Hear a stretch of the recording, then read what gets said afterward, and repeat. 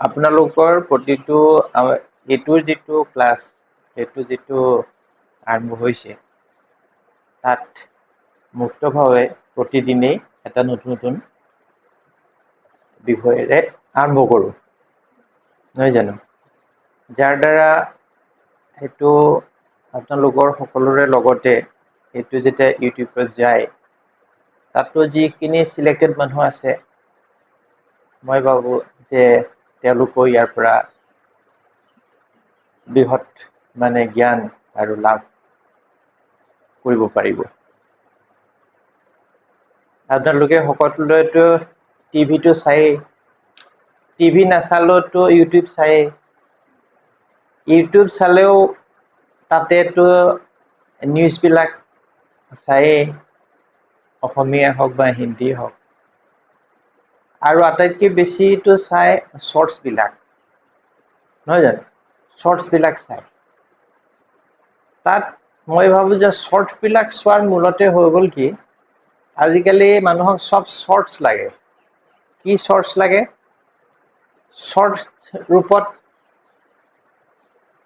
ধনী হোৱা বিচাৰে শৰ্টছ উপায় বিচাৰে শৰ্টছ কাপোৰ বিচাৰে আধা আধা শৰ্টছ গেমছ বিচাৰে আগত গেমবিলাক ইয়াত নাছিলে 100 অভাৰ থাকে তাৰপিছত 50 আহিলে এবাৰ 20 আহিলে নহয় জানো ঠিক সেইদৰে মাইকী মানুহবিলাকো আগতে 100 থাকে তাৰপিছত 50 হৈছিলে এতিয়া 20 আহিলে আৰু জেগাই জেগাই 10 আহে গতিকে সেইটো এটা চৰ্চ থাকে আৰু সেই সকলৰ সেইবিলাক চোৱাৰ সংখ্যাটো বেছি কাৰণ দেখিছো মই ইয়ে হৈছে বাস্তৱ আৰু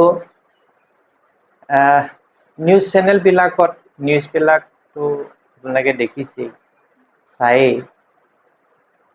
গতিকে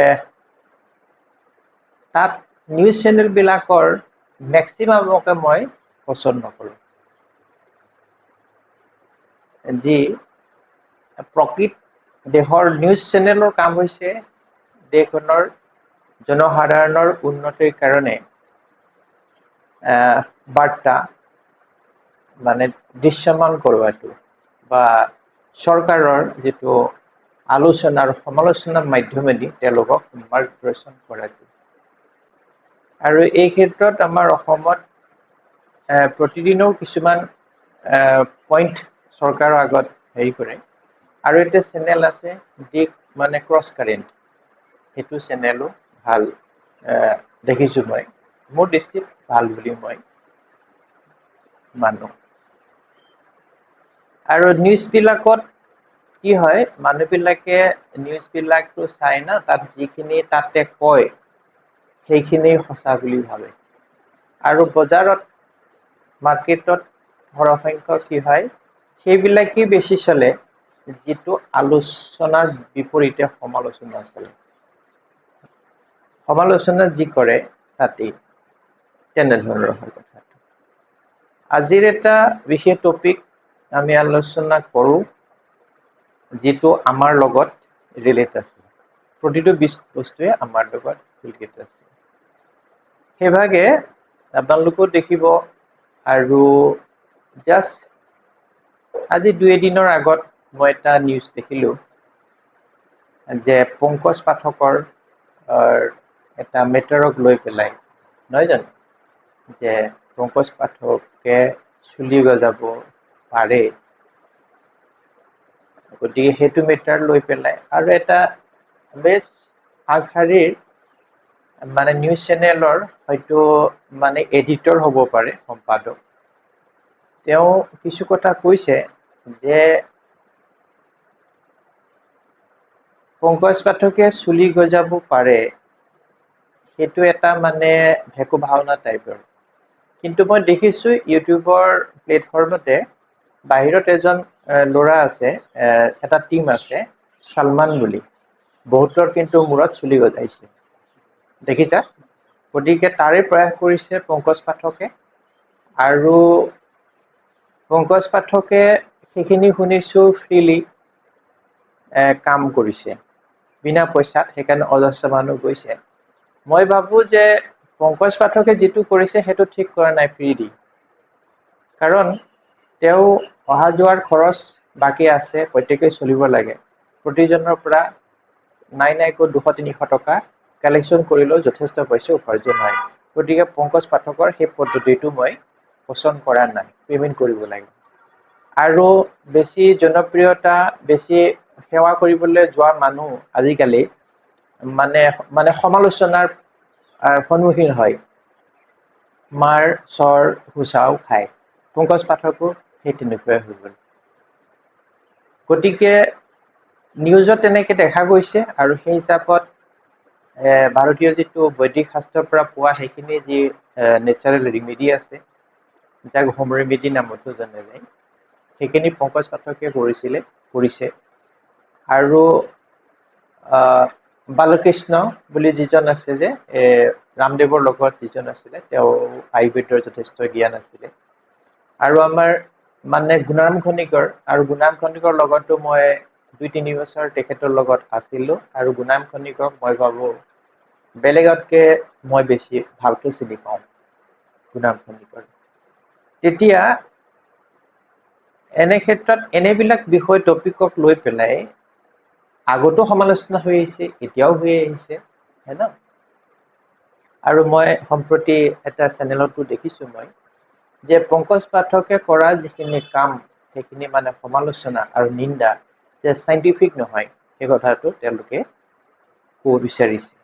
ঠিক সেইদৰে বালকৃষ্ণৰ যিটো দিয়া যিখিনি ৰেমেডি সকলোৱে পালন কৰি আছে, বাকী বহুত লোকৰ দৃষ্টিত তেওঁলোকে কৈছে যে তেওঁলোকে যদি ইমান যে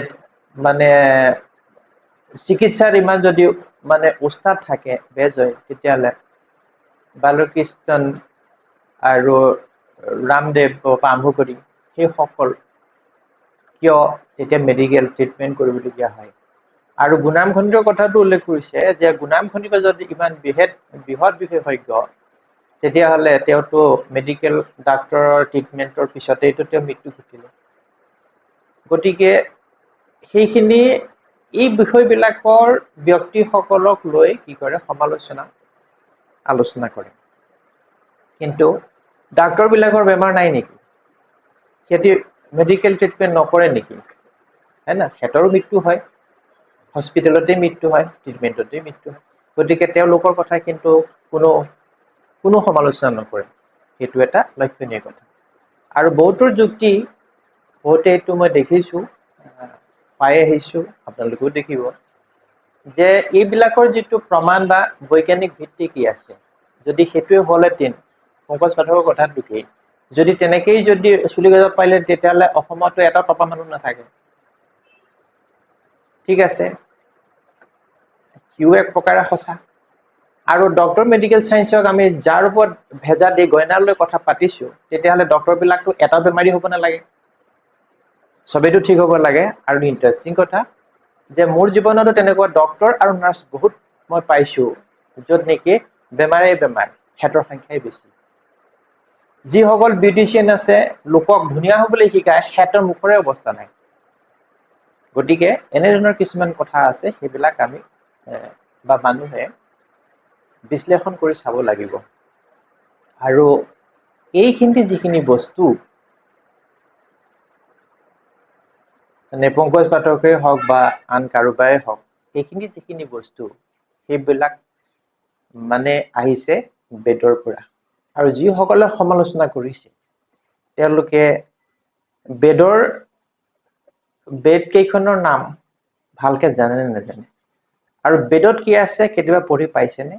নিশ্চয় পোৱা নাই। যদি বেদৰ অন্তৰ্গত বিষয়বিলাক, যাক বৈদিক কোৱা যায়, সেইখিনি যদি মানুহে অধ্যয়ন কৰিলেহেঁতেন, আৰু সেইটো শিক্ষা ব্যৱস্থাটো যদি সেইখিনি পঢ়ালেহেঁতেন, তেতিয়াহ'লে আজিৰ যি আমি সমাজত যি বেমাৰ, দুখ, যিবিলাক সন্ত্ৰাস, হত্যা হৈছে, সেইবিলাক নহ'লহেঁতেন।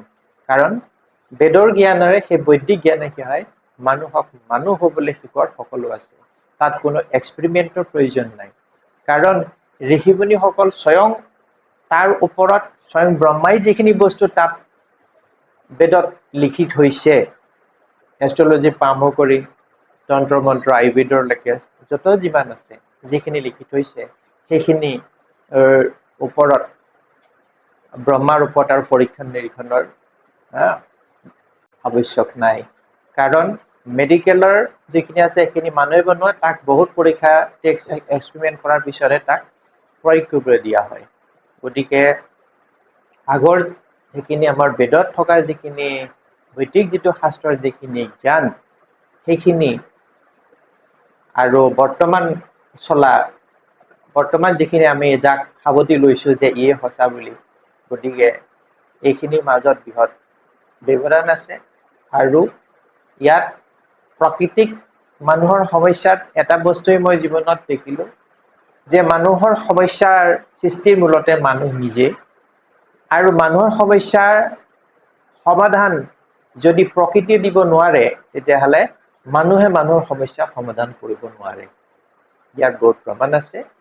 আৰু সেইদৰে আমাৰ ইয়াতো দেখিছোঁ মই যে এষ্ট্ৰলজিত য'ত বিভিন্ন উপায় আছে, গ্ৰহ ৰত্নৰ পৰা আৰম্ভ কৰি বিভিন্ন আছে, তাৰ দ্বাৰা মই মেডিকেল শাস্ত্ৰইও কৰিব নোৱাৰা কাম মই কৰিছোঁ। তেনে মোৰ লগত বহুত প্ৰমাণ আছে। কিন্তু এটা কথা যে যিসকলে প্ৰমাণ পাইছে, য'ত মোক যিটো সময়ত যিটো ক্ষণত তেওঁ মোক কৃতজ্ঞতা জনাইছে, সেইখিনি বস্তু কোনো তাৰ প্ৰমাণ নাই। এই কাৰণে কাৰণ সেইটো সময়ত কেমেৰাৰ ব্যৱহাৰ কৰিব পৰা নাযায়। কাৰণ কোনোবাই মোক ফোন কৰি ক'লে, ৰাস্তাতে ক'লে বা চেম্বাৰতে আহিলে যে ভাল হৈছে এনেকুৱা, ঠিক পোৱা নাই। গতিকে সেইখিনি যি পাব বা জানিব সেইখিনি আছে। গতিকে আৰু যাৰ কোনো কৰ্মৰ প্ৰমাণ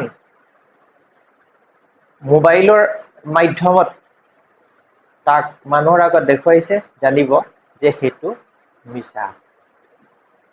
নহয় জানো? শুদ্ধ আৰু সত্যৰ প্ৰমাণ সেইটো কেৱল অনুভৱ আৰু জ্ঞানৰ মাধ্যমেদি বুজিব পৰা যায়।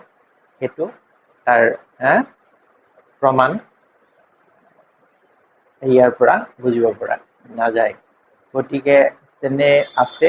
আৰু আমাৰ যি গ্ৰুপ আছে, গ্ৰুপতো মই তেনেকুৱা মেছেজ কেতিয়াবা মন কৰিলে 2-এটা দিওঁ। আৰু ভাবিছোঁ তেনেকুৱা সামান্য ক্ষুদ্ৰাতি ক্ষুদ্ৰ ইউটিউবতো তাৰ প্ৰমাণ হিচাপত দিলে তেতিয়া ইয়াৰ বাস্তৱতা যিটো আছে প্ৰমাণ হ'ব। আৰু তাৰ পিছতো যদি নুবুজাই সমালোচনা কৰে, তেতিয়াহ'লে সেইটো হৈ গ'ল তেওঁলোকৰ মেটাৰ। আৰু সেইকাৰণে আমাৰ এই যিটো কোৰ্চ বৰ্তমান যিটো চলি আছে, এইটো কি আছে বেদৰ অন্তৰ্গত বৈদিক শাস্ত্ৰৰ পৰাই বিভিন্ন উপায় আলোচনা কৰি আহিছোঁ। আৰু সেইখিনিৰ পৰা নিশ্চয় আপোনালোকৰ লগতে বাকী আপোনালোকৰ সান্নিধ্যত অহা যিমান যত জীৱনত ব্যক্তি পাব,